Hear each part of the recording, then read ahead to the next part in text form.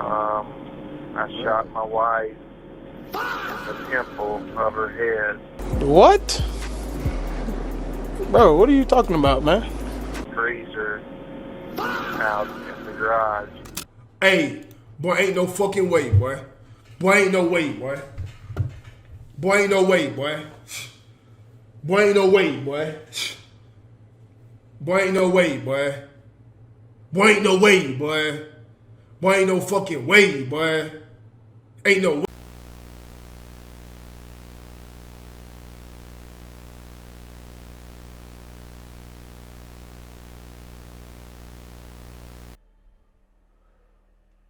What's up? Oh, fuck. Oh, shit.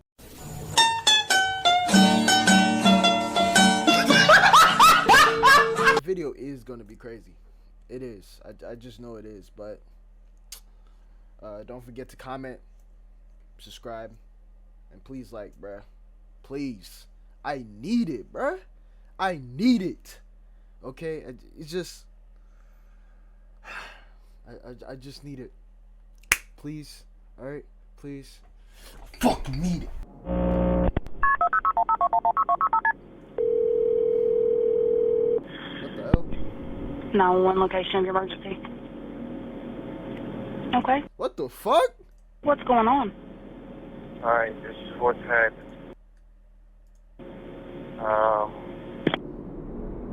It's the 7th of November, 2014. 45-year-old Joseph Parker Chat.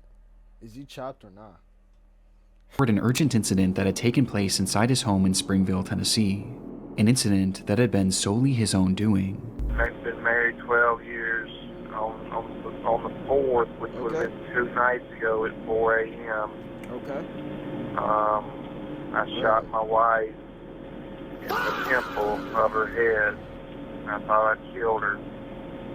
And I put her in the freezer out in the garage. It happened on him and his Nigga! Bro, what? No preparation, no lube? Just straight to the action, bro? What? This man just kept it short and sweet. Fuck, I meant short and simple. This nigga kept it short and simple. But ain't no fucking way, bro. What made him do that? wife Samantha's 12th wedding anniversary. what A made day it- that should have been a celebration, but on their anniversary? instead had somehow ended in Joseph shooting Samantha at point-blank range, before proceeding to put her body inside their garage freezer. An awful crime that Joseph was now confessing to a 911 operator. But this confession wasn't the real reason for his call, as Joseph likely would have been content without ever reporting his own crime, had it not been for the fact that hours prior, he noticed something unusual. Out in the garage. When I checked on her tonight, and she's not dead. She's got a big hole in the temple of her head, and her body moved around in there. I think I broke her wrist. You know, she was frozen from being in the thing. She's been in this thing 48 hours now. Nigga! According to Joseph, Samantha was still alive, despite having a large hole in her head and spending so long in their freezer that she was seemingly frozen solid. When he checked on her that morning, he realized that she wasn't actually dead and was even still conscious. The scenario Joseph was describing should have been impossible, with it being so outlandish that Joseph felt the need to tell the operator that this wasn't a prank. This is no prank call. I need somebody to get out there and help her out. Nigga! What? Did it? Hold on. Let me replay that. This nigga just said That this wasn't a prank. This is no prank call. I need somebody to get out there and help her out.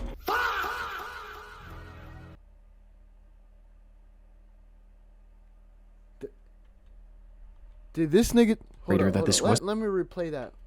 Again, bro. wasn't a prank. This is no prank. This is no prank call. I need someone to get out there and help her out. What? Bro, what are you talking about, man? Nigga, you're the one that put her in there in the first place. What are you talking about? Nigga, you're... What? Prank call. I need somebody to get out there and help her out. but I promise you this is a legit call, and I need somebody to get out there and help her, because I still love her. It's hard to believe.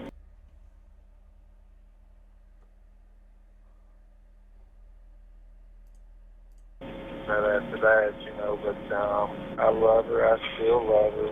You know, Nigga, you try to kill her, bro. What is this nigga talking about? I still love her. I love her. I still love her. Nigga, you deadass tried to delete her, bruh. There's a hole in her fucking forehead, bruh. What are you talking about? What are you talking about? I've loved her every day I've been married to her. Had a rough stretch here. He was being serious, and all he wanted to do now was get Samantha help, as he claimed to still love her despite everything he had done. And help couldn't come quickly enough, as Joseph went into greater detail about just how bad Samantha's condition was, and how he was able to determine she was alive in the first place. She's been frozen. For 2 days she's frozen solid. It's amazing she's still alive. She couldn't talk, couldn't move her jaw. She's in bad shape. She's a mess. She can't talk. I could get her to blink. Blink once means yes, blink twice means no.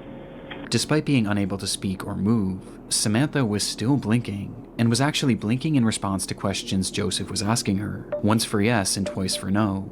And in a moment of what appears to be a regret for what he had done, he tried to make things better by giving her blankets and pouring water in her mouth. Yeah, she's still in the garage. I made her as comfortable as I can make her. She tried to drink a little water. These responses led to a lengthy one-sided conversation that ended with Joseph vowing to get her help, which he was attempting to do now as he drove miles away, clearing the scene for authorities and paramedics to save her, while calling 911 and explaining the surreal scenario. We don't have a history of domestic disputes. You know, we've never had to call the police or nothing. We just had a real bad... What? Nick, we just had... Bro... Nick... A couple nights ago, I was waving the gun around. Got myself in trouble. The two had a happy and healthy marriage that, for whatever reason, had turned sour on their anniversary, in what he referred to as a real bad night, where something in Joseph had snapped. But despite admitting to the murder, he made it clear that he had no intention of going to prison. Is this nigga retarded? What the fuck? Nigga, how are you trying to make an excuse when you admit to a crime that you fucking committed? You admitted that you committed the fucking crime. You literally said you shot her in her fucking temple, and there's a hole in her fucking forehead, bro. What are you doing? And this nigga said he doesn't want to go to jail. That's too fucking bad, bro. That's too bad. He just wanted to make sure that Samantha was saved. Don't want to get arrested tonight. I don't want to get arrested tonight and all that. Nigga, that's not how it's gonna go down. And all that. Telling the operator that they'll find her in the freezer, before ending the call shortly after. You know, there's a garage. You can't yell for you. You can't yell. But you go to the garage, and that's where you'll see her once you get to the garage. What? Sure enough, when authorities entered Joseph and Samantha's home and ventured into the garage, they would see Samantha's red hair flowing out from the side of the freezer, and inside, they would find Samantha herself, frozen completely solid with a gunshot wound to her head, in the same exact manner that Joseph had described. But other than this, it was clear that Joseph's retelling of events was flawed, to say the least, as Samantha hadn't just been placed inside the freezer, she had been jammed inside of it, as if he was desperate to get her to fit inside. So much so that he actually sawed off her left leg, along with making a series of other cuts to her body to get her. Bro, you sawed off your own wife's leg? Nigga, what? To fit. And this wasn't even the most damning revelation, with the most important having to do with Samantha's condition. Just by looking at her, it was clear to the first responders that Samantha was dead, and had been dead for days, likely having been killed instantly by the gunshot, meaning that the blinking Joseph had witnessed was entirely hallucinated. It never could have happened. And yet, that was his reality, and he fully believed it.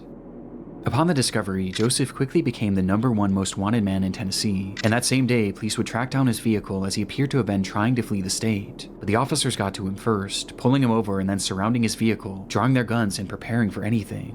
But just as Joseph had said on the phone, he had no interest in going to jail. What is that supposed to mean? Is he finna pull out a pipe? And that was Or something what? he was dead serious about. When officers finally got He's his finna car pull door out a opened, pipe. No. they would find Joseph Parker in the driver's seat, No. dead from a self-inflicted gunshot wound to the head. Oh! His death made it impossible to fully confirm why he had taken Samantha's life that night, but reports seemed to indicate that he had recently lost his job, and the couple was experiencing financial hardships, putting their home in danger of foreclosure, with this perhaps being the reason the two were arguing on their anniversary. But reports also indicate that this murder didn't happen in the midst of the fight, as evidence points to Samantha having been asleep at the time she was shot, adding some uncertainty to how the situation truly did unfold. But one noteworthy discovery made after the fact was that at the time of his death, Joseph had drugs in his system, which could have been a factor in the murder itself, and it certainly was a factor in the hallucinations he was seeing afterwards, as he stood in his garage having full conversations with the frozen, mutilated corpse of the woman he had just killed, all the while truly believing it was all real, with this 911 call leaving a haunting impression on myself and the many others who have stumbled across it